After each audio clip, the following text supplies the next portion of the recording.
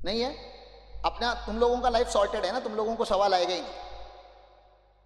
चलो फिर आगे चलो। Okay, the second business model is Hindu undivided family, very complex in nature. मतलब हम इसके अगर लीगैलिटीज में जाएंगे तो because this is run by Hindu succession act, वो एक्ट ही अपने आप में, यहां पे आप देख रहे हो ना act, Hindu succession act 1956, this act itself is very complicated act. तो I am not going into legalities, अपन इसकी सिंप्लिसिटी वाला पार्ट देखते हैं। हिंदू अनडिवाइडेड फैमिली का मतलब क्या है कि अभी आपने देखा प्रोप्राइटरशिप या इंडिविजुअल बिजनेस कैसे करता है। आपको नहीं लगता कि प्रोप्राइटर को उसके वाइफ ने सपोर्ट करना चाहिए बिजनेस में? ये करना चाहिए कि नहीं? आपको नहीं लग रहा इसके जो बच्चे हैं उसको भी बिजनेस में सपोर्ट करना चाहिए? तो अगर ये सब लोग मिलके अगर बिजनेस करेंगे तो इसको प्रोप्राइटरशिप तो बोलेंगे नहीं, फिर इसको क्या बोलना पड़ेगा? HUF, Hindu undivided family. Sir ये हिंदू अनडिवाइडेड फैमिली है तो मुस्लिम अनडिवाइडेड फैमिली का क्या, क्रिश्चियन अनडिवाइडेड फैमिली का क्या? तो ऐसा थोड़ी ना क्या कि फैमिली स्ट्रक्चर में खाली हिंदू लोग काम करते हैं। वैसे ये जो लॉ है वो खाली हिंदू को नहीं लगता, this is also applicable to the Buddhist, Jain and Sikh family. तो हिंदू मेन एक्ट है लेकिन this same act is applicable to Buddhist, Jain and Sikh. But इतना तो clear it is not applicable to Muslims and Christian और बाकी जो भी अदर रिलीजन कम्युनिटी है उनके लिए ये एप्लीकेबल नहीं है। तो उनके लिए इनकम टैक्स में जो एक कॉन्सेप्ट है उसको बॉडी ऑफ इंडिविजुअल बोला जाता है। क्या बोला जाता है? Body of individual. यहां तक समझ में आ रहा है? तो that concept is applicable, body of individual, this is applicable for other religion. Okay, HUF is applicable for Hindus, Buddhist, Jain and Sikh. क्या है? फैमिली रन बिजनेस है। HUF को सिंपल भाषा में बोलोगे तो क्या है? Family run business. तो बताइए रिस्क किसकी फिर? अकेले की कि फैमिली की? पूरे फैमिली की। तो प्रॉफिट भी कौन लेके जाएगा? फैमिली। क्या रेशो में? इक्वल रेशो में, सबका इक्वल रेशो। सर लेकिन फिर इसको मैनेज करने के लिए कोई मेन पर्सन हो सकता है क्या? हाँ, मेन पर्सन को हम क्या बोलेंगे?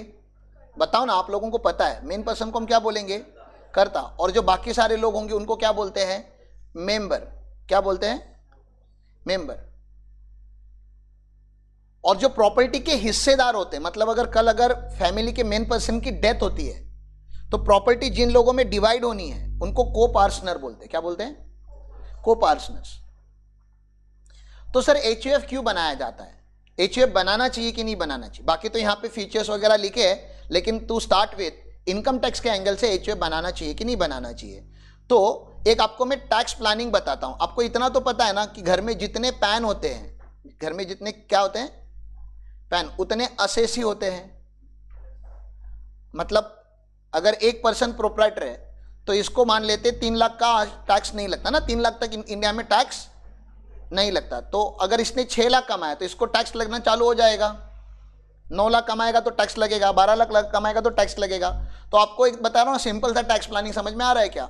एक प्रोप्राइटर है, अपने नाम पे उसने 3 लाख रुपया पार्क किया बिजनेस का, अपनी वाइफ के नाम पे 3 लाख रुपया पार्क किया, अपने बेटे के नाम पे 3 लाख रुपया पार्क किया, अपने दूसरे बेटे के नाम पे 3 लाख पार्क किया, अपने बेटी के नाम पे 3 लाख पार्क किया। ऐसा चलते रहेगा ना तो बिजनेस में प्रॉफिट ग्रो होते रहेगा, तो इसको बच्चे पैदा करते रहने पड़ेंगे। हाँ, अरे समझ रहा है, क्योंकि जितने ज्यादा बच्चे उतने ज्यादा असेसीज, और जितने ज्यादा असेसीज उतना, समझ रहा है, पूरा फैमिली मिला के कितने पे? अगर ये फैमिली में 15 लोग हैं, मान लेते कितने लोग हैं? हाँ, समझ रहे, टोटल मिला के मम्मी पापा सब मिला के कितने लोग हैं? 15 लोग हैं। तो 15 इंटू 3 करूंगा तो कितना होता है? 45 लाख के ऊपर टैक्स नहीं भरेगी फैमिली। हेलो, समझ में आ रहा है आपको? लेते हैं और 3 लाख रुपए ऐड हो गए, 45 लाख का 48 लाख हो गया, तो टैक्स लग जाएगा ना अभी, क्योंकि सारे एग्जॉस्ट हो गए। लेकिन नहीं, इन सबको मिला के हम लोग क्या एक फॉर्म कर सकते हैं?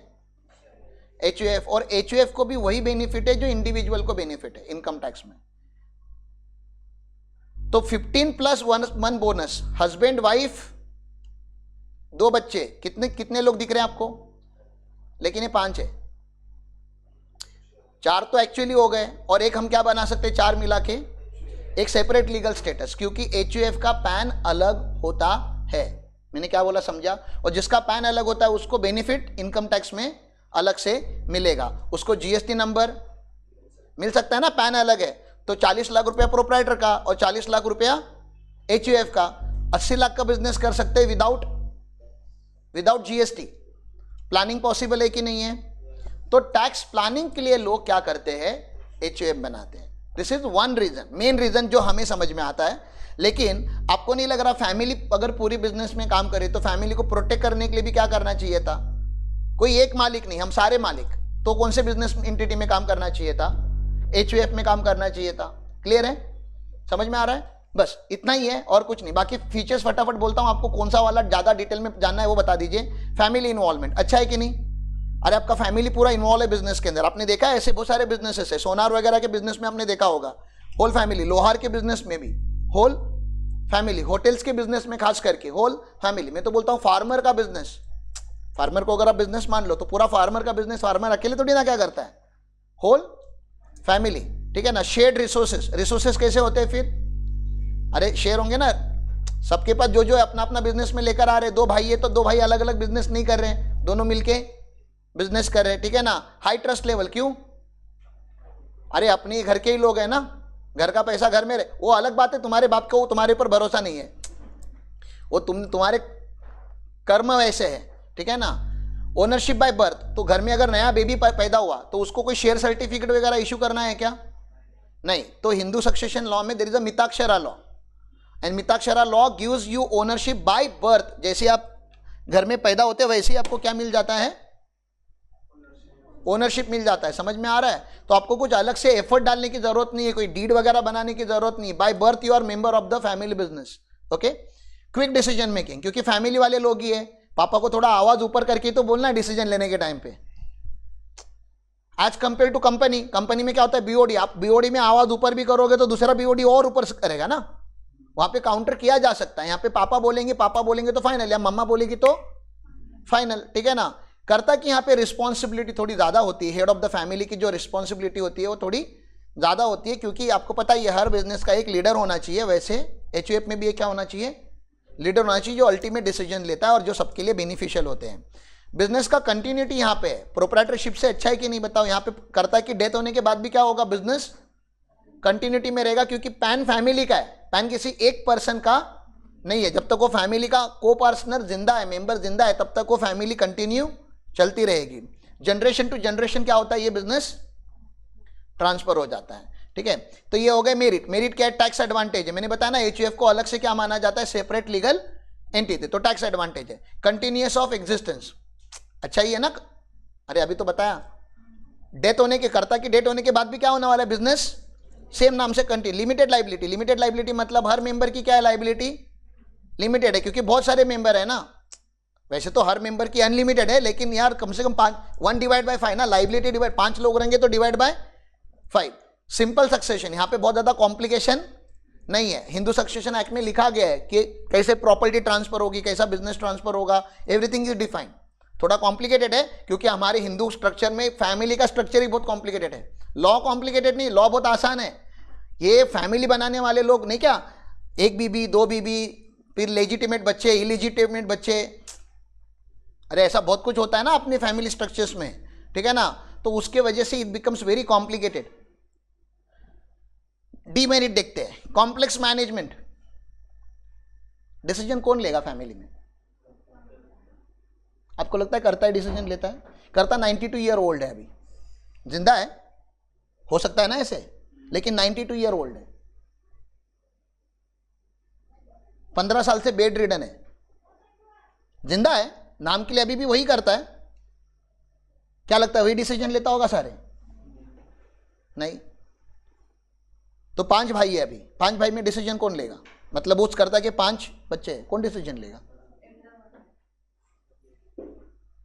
कौन लेना चाहिए? एल्डर वन दारू पी के खराब हो गया, किडनी खराब है उसकी, किडनी खराब है तो दिमाग भी खराब है, हो सकता है कि नहीं? सबसे छोटा है वो MBA करके आया है, बिजनेस में स्मार्ट है, लेकिन सबसे छोटा है करके उसकी फैमिली में वैल्यू नहीं है। तो आपको नहीं लग रहा कोई मतलब कोई फिक्स स्ट्रक्चर नहीं है। बहू आई है घर में, क्या है, बहू बहू समझता है ना, डॉटर इन लॉ आई है, वेरी स्मार्ट। आपको लग रहा है उसके हाथ में डिसीजन मेकिंग दे देंगे ये लोग? इन 5 लोगों से तो वो स्मार्ट है, but they will not give the power to her, क्योंकि वो इस खानदान की नहीं है। ईगो बीच में आ जाएगा। तो ये कंपनी होती तो कुछ फर्क पड़ता है क्या? इस खानदान की है कि नहीं है, इस खून की है कि नहीं है, बहू है कि बेटी है? तो there the management is professional. तो अगेन सी, अच्छा भी है और बुरा भी है ना। अच्छा बुरा हम कंपैरिजन में करते हैं, 2 चीजें रखेंगे सामने तो आपको चेक करना है कि which structure is better structure. ठीक है, तो कॉम्प्लेक्स मैनेजमेंट है। ग्रोथ चैलेंज, एक ही फैमिली है, हाँ, फैमिली के अपने खुद के लफड़े सॉल्व नहीं होते, बिजनेस को कहां से ग्रोथ पे लेकर आएंगे? तो आज अगर कोई एक बहुत बड़ा बिजनेस है, करोड़ों का हो गया, और एचयूएफ स्ट्रक्चर में ऐसे भी नहीं देखा गया है। अगर क्योंकि फैमिली के अपने ही, अब तुम लोग भी तो फैमिली से ही बिलोंग करते हो ना, देखो ना अपने घर में कितने तेजस्वी लोग हैं, और सोचो इन सबको मिलकर अगर मैं एक बिजनेस रन करूंगा बहुत बड़ा, तो ये कितने कोऑपरेटिव। आप अपने लेवल से दुनिया को जज करो। तो that's a problem. Navigating tax regulation, understanding and complying with HUF specific rules can be complicated. मैंने जैसे बताया, it's not that easy. Tax law में HUF is very complicated structure. Internal conflict हो सकते हैं क्या? अरे खाली घर पे जाके बोलो मेरे को एचयूएफ स्ट्रक्चर में बिजनेस करने का है, कॉन्फ्लिक्ट डे 1 से चालू होंगे। ठीक है सर, मैं सोल प्रोप्राइटर हूं, मैं अकेले ही एचयूएफ बना सकता हूं क्या? हाँ हाँ, हेलो, एचयूएफ में एक वर्ड फैमिली है। नहीं सर, मैं ही मेरी फैमिली। तो एक फैमिली होनी चाहिए। सर फैमिली मतलब क्या? सर क्या मेरी गर्लफ्रेंड को मैं अपनी फैमिली बना सकता हूं? क्या मेरे फ्रेंड्स को फैमिली बना सकता हूं? नहीं। तो हिंदू सक्सेशन एक्ट लगता है। तो हिंदू सक्सेशन एक्ट में फैमिली जैसे बोली गई है, मतलब जो लेजिटिमेट, जो 7 फेरे लेके जो शादी होती है, उसके बाद फैमिली का एग्जिस्टेंस चालू होता है। तो शादी होना बहुत जरूरी है, वो भी हिंदू रिलीजन के हिसाब से। ठीक है ना? HUF can only be form by the family member, reinforcing the importance of family bond in the business. Automatic formation, भैया जैसे ही शादी हो जाती है एचयूएफ बन जाता है। एचयूएफ रजिस्टर्ड नहीं होता, रजिस्टर करने के लिए आपको मेहनत करनी पड़ेगी, लेकिन एचयूएफ फॉर्म कब हो गया? तो शादी करने के टाइम पे बहुत अच्छे सोच समझ के करो, क्योंकि जैसे ही शादी हो गया प्रॉपर्टी डिवाइड बाय 2, समझ में आ रहा है ना? बच्चा एक पैदा हो गया, प्रॉपर्टी डिवाइड बाय 3। अरे हाँ, क्योंकि बाय डिफॉल्ट उनके राइट्स आ गए ना। अभी हिंदू सक्सेशन एक्ट वही बोलता है, बाय डिफॉल्ट यार, आपने उनको पार्ट दिया नहीं दिया, अग्रीमेंट किया नहीं किया, उससे कोई लेना देना नहीं है। एक्ट ही क्लियर है हमारा। जैसे जैसे मेंबर बढ़ते जाएंगे 1 बाय, समझ रहे हैं ना, 1/2, 1/3, 1/4 चालू है। तो ये एक वो है, कॉमन एंसेस्टर होना बहुत जरूरी है। हर एचयूएफ का क्या होता है? Common ancestor. तब ना दादाजी, फिर पापा, फिर ऐसा लीगेसी चलते रहता है। सर लीगल डीड बनाएंगे तो चलेगा क्या? हमारी इच्छा है कि बनाओ। अगर आप क्या बाय डिफॉल्ट एचयूएफ है, लेकिन फिर मैनेजमेंट को थोड़ा स्ट्रक्चर करने के लिए, थोड़ा फॉर्म करने के लिए, थोड़ा एक उसको लीगल ढांचा देने के लिए अगर आप डीड बनाओगे, थोड़ा खर्चा होगा, बट डू दैट। और डीड में क्लैरिटी डालो कि बैंक अकाउंट पे साइन कौन करेगा, बिजनेस को लीड कौन करेगा, सक्सेशन कैसे होगा। तो ऐसे कुछ है। हाँ, इसका अलग से पैन लेना पड़ता है, अगर आप अप्लाई करोगे तो ही मिलेगा। बाय डिफॉल्ट आपकी एचयूएफ फॉर्म होगी, इनकम टैक्स को नहीं पता चलेगा कि एचयूएफ फॉर्म हुई है, तो you have to apply to get a new PAN. Okay, bank account आप ओपन कर सकते हो पैन आने के बाद, separate bank account you can have. Sir deed में क्या क्या होना चाहिए? ऑब्वियसली टाइटल होना चाहिए, कर्ता कौन है उसकी डिटेल होनी चाहिए, मेंबर्स कौन है उनकी डिटेल होनी चाहिए, असेट के डिक्लेरेशन। यहाँ पे इंडिविजुअल असेट की बात नहीं हो रही है, यहाँ पे एंसेस्ट्रल प्रॉपर्टी। आपको पता है आपके घर में 2 टाइप की प्रॉपर्टीज होंगी, एक जो आपने अपने पैसे से खरीदी होगी वो, और एक जो एंसेस्ट्रल प्रॉपर्टी है वो। तो यहाँ पे एंसेस्ट्रल प्रॉपर्टी को मेंशन किया जाता है। एंसेस्ट्रल प्रॉपर्टी क्या बोलते हैं उसको मराठी में? क्या बोलते हैं? पूर्वज नहीं रे, संपत्ति तो बोलते प्रॉपर्टी को।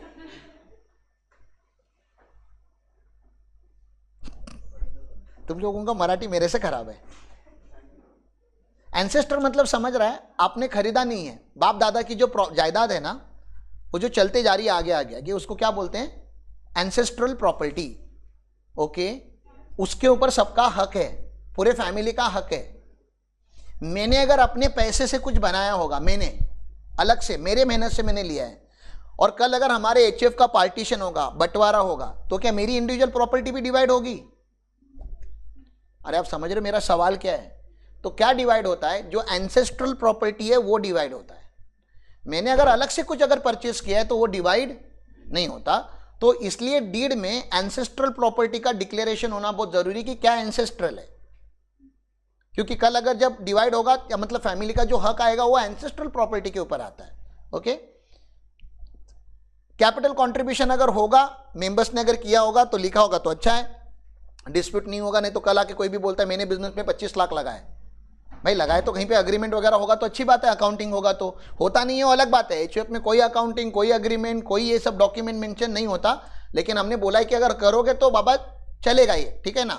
मैनेजमेंट रूल्स डिफाइन करने, बैंक अकाउंट कहाँ पे ओपन करना है, बैंक अकाउंट की अथॉरिटी किसके पास होनी चाहिए वो आपको लिखना है। बिजनेस एक्टिविटीज क्या होंगे, इनकम डिस्ट्रीब्यूशन जब होगा एचयूएफ में तो कैसे होगा, rights and duties and dissolution जब होगा, ये जब बंद होगा तो कैसे होना चाहिए, अमेंडमेंट कैसे होगा, signature, date of execution. Sir HUF के टैक्स के रेट जो होते हैं ना, एचयूएफ का taxation is as good as individual का टैक्सेशन। तो आपको अगर इंडिविजुअल का टैक्सेशन आ जाएगा तो एचयूएफ का टैक्सेशन बाय डिफॉल्ट आपको आ जाएगा। कुछ एक्सेप्शन है वो आप पढ़ लेना। एचयूएफ में किसी को डाउट है तो प्लीज पूछो। तू टेंशन मत ले, इतना क्या टेंशन ले रहा है, तेरा कुछ डिवाइड नहीं होने वाला, ठीक है ना। पहले शादी विधि तो कर, टेंशन ले रहा है एकदम। हाँ, equal share. Hindu Succession Act you have to go through. Every member has a equal share. Now when I say equal share, there is a lot of complexity. Equal share मतलब grandfather died, he had 3 sons and 1 daughter. 3 sons, 1 daughter. After 2005, daughter has equal right.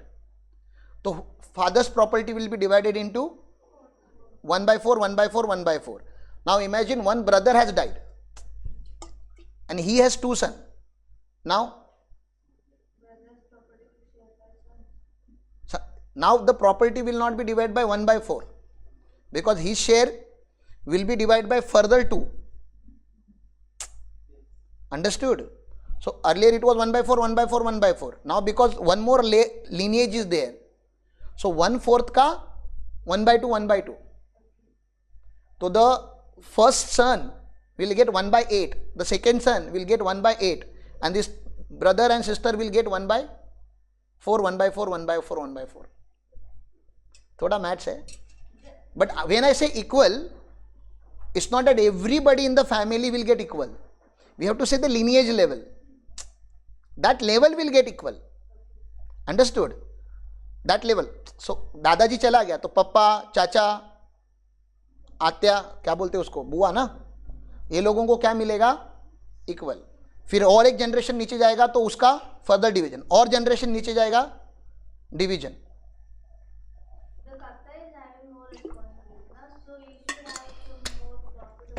No, not needed. Karta can get extra salary. You can pay remuneration to Karta, which is allowed in HUF.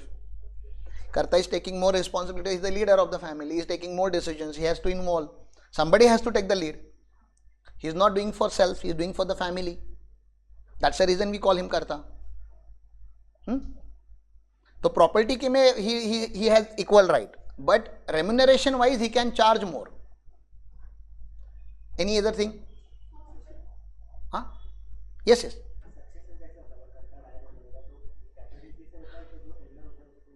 नहीं, everybody in the मतलब smallest child in the family is also liable for the property. यहाँ तक बोला गया किसी case law में, the child in the womb of a mother is also has the legal right over the property. Unborn child will also get a share.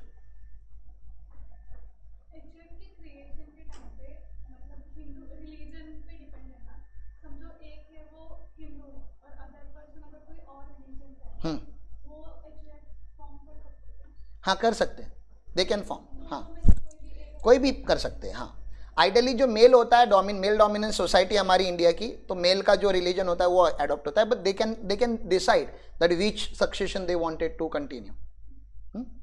Again you will study that in your LLB में है कि cross religion को law कैसे applicable. तो 1 Christian 1 Hindu, तो Christian plus Hindu का अगर शादी होता है तो सक्सेशन कैसे एप्लीकेबल होगा उसका है, but we are not going into that. Yes, because I'm not talking about succession now. I'm talking about HUF as a business structure. Succession itself is a very, then we are going into Hindu Succession Act, Christian Act, Muslims Act. तो every religion got their own act. तो आपको law पढ़ना पड़ेगा फिर welcome to LLB. और सच में पढ़ना पड़ेगा. It's not easy, I am telling you ना, इट्स नॉट ईजी. मैंने रीड किया है, इट्स नॉट ईजी. बहुत सारे कॉम्बिनेशन बनते हैं क्योंकि हम ह्यूमन है ना, और ये ह्यूमन ओरिएंटेड है, तो ह्यूमंस बहुत तेजस्वी होते हैं. बिजनेस लीगल एंटिटी को लेके if you have any question then ask, so that it will become a relevant question.